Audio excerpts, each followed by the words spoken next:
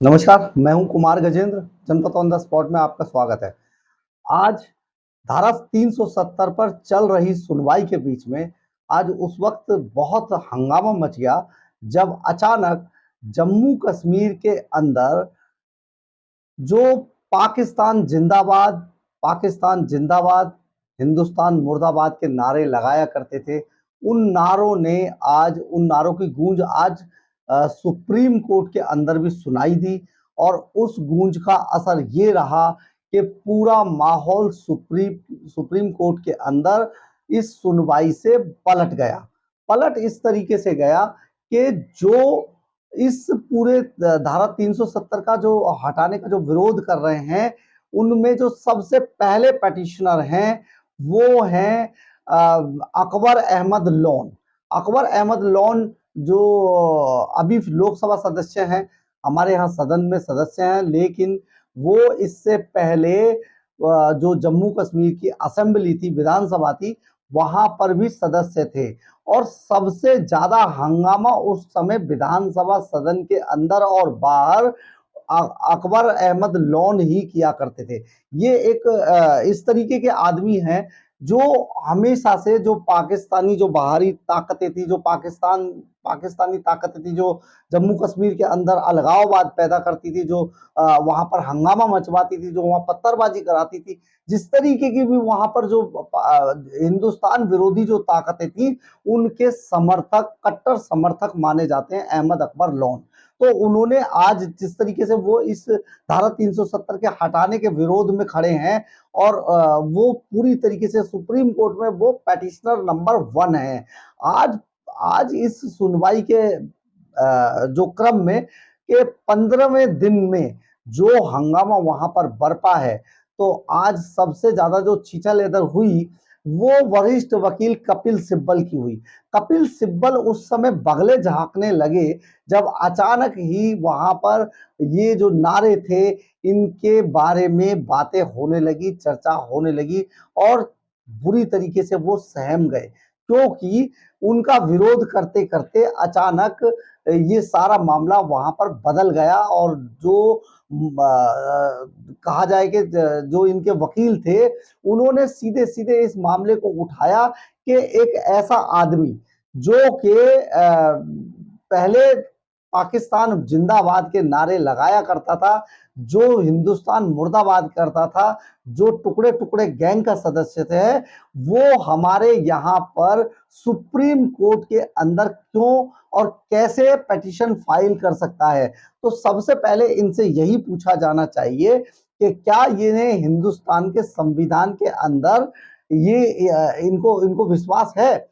हम आपको ये बता दें कि इसमें जब सुनवाई शुरू हुई 15वें दिन की, तो उस समय सुनवाई के लिए पहले दिन जिन वकील का इंतजार किया जा रहा था, तो उनसे पहले ही जब वहां पर चर्चा शुरू हुई, तो अचानक एक वरिष्ठ वकील हैं एडवोकेट मनोज जग।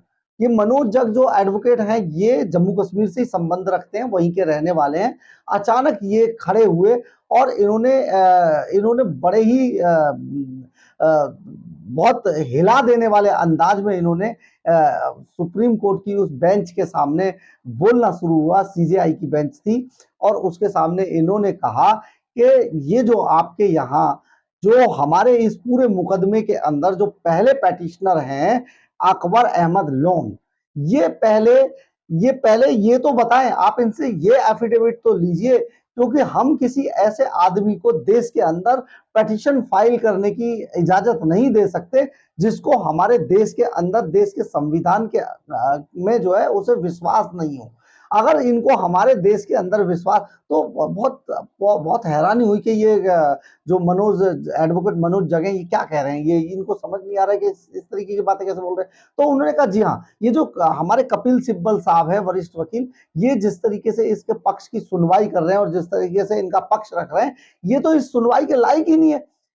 ये जो अकबर अहमद लोन है, ये पहले पाकिस्तान असेंबली के अंदर और बाहर दोनों जगह पर अपने आप को पाकिस्तान का समर्थक बताया करते थे और जम्मू कश्मीर को ये किसी भी तरीके से भारत का अंग मानते ही नहीं थे। इन्हें हमारे संविधान में ही विश्वास नहीं है। जब ये विरोध कर रहे थे उस टाइम पे इनकी पुरानी क्लिपिंग्स भी दिखाई गई सारी। ये देखिए किस तरीके की भाषा बोलते हैं, किस तरीके से देश के नाम पे गालियां देते हैं, किस तरीके से देश को बदनाम करने की कोशिश किया करते थे।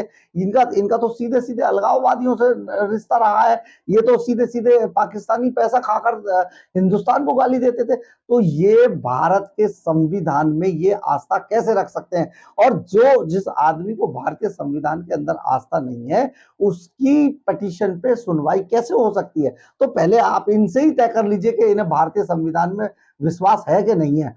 बड़ी अजीब स्थिति पैदा हो गई सुप्रीम कोर्ट के अंदर। सब लोग ने बोलने लगे कि देखिए ये तो बात बिल्कुल बहुत गंभीर हो गया, हंगामा मच गया वहां पर। फिर सीजेआई ने इंटरवीन किया उसमें। इस चीफ जस्टिस चंद्रचूड़ ने उनको कहा कि ठीक है इनसे ले लेते हैं, आप बताइए इसका क्या किया जाए। तो तुषार मेहता और कई वकीलों ने फिर ये सुझाव दिया कि पहले आप जो अकबर अहमद लोन है इनसे एक एफिडेविट ले लिया जाए और इनसे बाकायदा उस एफिडेविट के अंदर ये लिखाया जाए कि इनका किसी भी तरीके की अलगाववादी ताकतों से कोई संबंध नहीं है। और इनसे सीधा सीधा उस एफिडेविट में यह भी लिखवाया जाए कि ये भारतीय संविधान में, भारतीय मशीनरी में ये विश्वास करते हैं, रखते हैं कि नहीं रखते हैं। अगर रखते हैं तो ये एफिडेविट दें और इस बात का जिक्र एफिडेविट में करें, तभी इसके बाद अगली सुनवाई होगी। और ये मामला काफी देर तक वहां गर्माता रहा। फिर जैसे तैसे करके सीजेआई ने बीच बचाव किया और सीजेआई ने कहा कि ठीक है इनसे एफिडेविट लेते हैं, इनके बाद में आगे अभी सुनवाई करते हैं। तो जैसे ही मामला शांत हुआ तो अचानक वहां पर एक वरिष्ठ वकील महेश जेठमलानी खड़े हुए। महेश जेठमलानी ने सीधे सीधे कहा कि देखिए मैं जो जम्मू कश्मीर का ग्रास रूट जो लेवल की जो लोग हैं, मैं उनकी तरफ से वकालत करने के लिए खड़ा हुआ हूं और मैं उनका वकील हूं। तो उन्होंने कहा कि ये क्या बात हो गई, ये कौन सा संगठन आ गया? उन्होंने कहा जी हाँ, ये संगठन है गुज्जर बक्करवाला संगठन। ये गुज्जर बक्करवाला जो संगठन है, ये आपको बता दें कि जम्मू कश्मीर के अंदर 73.2% पॉपुलेशन इसी गुज्जर और बक्करवाला समुदाय की है। पहले ये गुज्जर और बक्कर वाला जो समुदाय था, ये मुस्लिम समुदाय कहलाता था, ये मुस्लिमों के भी अंदर आते थे।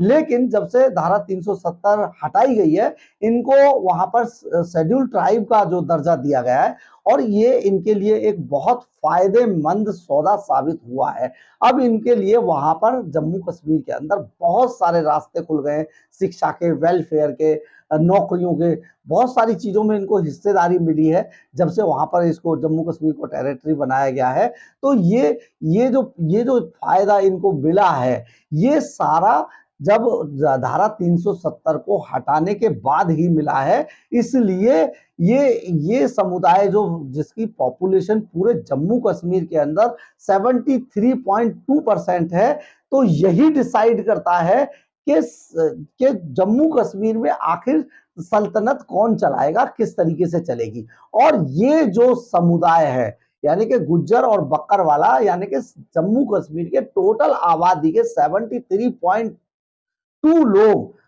ये चाहते हैं कि धारा 370 को हटाए जाने के ही समर्थन में हैं। यानी कि उनके लिए एक फायदेमंद सौदा साबित हुआ है धारा 370 को हटाया जाना।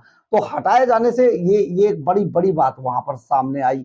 और ऐसे में उन्होंने कहा कि मैं इस समुदाय की तरफ से हूं और ये समुदाय खुद चाहता है कि हटा दिया जाए। बहुत अच्छी बात है, इसको धारा 370 को ना रखा जाए बीच में, क्योंकि धारा 370 से जितना नुकसान जम्मू कश्मीर को हुआ है धारा 370 और 35 ए से, उतना आज तक देश के किसी हिस्से के अंदर किसी स्टेट को नहीं हुआ है। और जब से धारा 370 35 ए हटाया गया है, तब से वहां टूरिज्म और पूरा जो इंफ्रास्ट्रक्चर है खड़ा किया जा रहा है, टूरिज्म की भरमार है और वहां पर लोगों का आना जाना लगातार शुरू हो चुका है। और आने वाले समय में जम्मू कश्मीर एक इतना सुख साधन संपन्न स्टेट हो जाएगा, राज्य हो जाएगा, जो दूसरे राज्यों के मुकाबले में खड़ा होगा। तो ऐसे में ये जो पूरा समुदाय है यानी कि 73.2% पॉपुलेशन अब धारा 370 हटाए जाने के समर्थन में है। यानी कि वो इस धारा 370 और 35A को हटाने का समर्थन करते हैं और उनको ये अच्छा लग रहा है कि ये सारी चीजें इस तरीके से की जानी चाहिए। और अभी ये मामला चल ही रहा था कि अचानक एक गुरशरण सिंह खड़े हुए, जिन्होंने वेस्ट पंजाब के रिफ्यूजियों के बारे में भी पूरा मामला एक और उठाया। उन्होंने कहा जी देखो, ये जब से धारा 370 और 335A लगी हुई थी, तब से यहाँ पर जो वेस्ट पंजाब से जितने भी रिफ्यूजी आए थे, उनको किसी तरीके का कोई दर्जा दिया नहीं गया। और वो आज तक बिना, जब तक ये 370 थी, जब तक 35A था, तब तक ये लोगों का बुरा हाल था। ये ना तो पंजाब के लोग थे, ना पाकिस्तान के लोग थे, ना इधर के, कोई इसको एक्सेप्ट नहीं कर रहा था। लेकिन जब धारा 370A और 35A को हटा दिया गया, उसके बाद से इन रिफ्यूजियों को भी इनके अधिकार दिए जाने शुरू हो गए हैं और ये बहुत खुश है। यानी कि एक जो रिफ्यूजी थे, जो आप समझिए कि 1947 से जब से देश आजाद हुआ है, तब से आज तक वो वहां पर इस तरीके की दुर्दशा के शिकार थे, वो भी आज अपने आप को बहुत अच्छा महसूस कर रहे हैं। तो यानी कि धारा 370 और 35A के हटाने के समर्थन में अब पूरा देश आ गया, जम्मू कश्मीर की पूरी जनता है। कुछ जो लोग हैं, दो चार जो पाकिस्तानी रोटियां खाकर जो देश को गाली दिया करते थे, पाकिस्तान हिंदुस्तानी पानी पीकर जो देश को गाली दिया करते थे, टुकड़े टुकड़े गैंग के सदस्य थे, वो अब बुरी तरीके से उनको वो बेनकाब हो चुके हैं। और अब पूरी तरीके से जम्मू कश्मीर का डेवलपमेंट शुरू हो गया है और आने वाले दिनों में वहां सरकार चुनाव की भी तैयारी कर रही है। तो हो सकता है वहां पर चुनाव भी हो जाए और जो जम्मू कश्मीर बहुत ज्यादा पिछड़ गया था इस तरीके की सेक्शंस के अंदर, जो हमारे कानून के अंदर हमारे पॉलिटिशियंस में जो ताकत नहीं थी, उसके कारण, तो अब वो जम्मू कश्मीर एक नए तरीके से खड़ा होना शुरू हो गया है। ये एक बहुत अच्छी बात है। अगर आपको मेरी खबर अच्छी लगी हो तो इसे लाइक, सब्सक्राइब और शेयर जरूर करें। जय हिंद, जय भारत।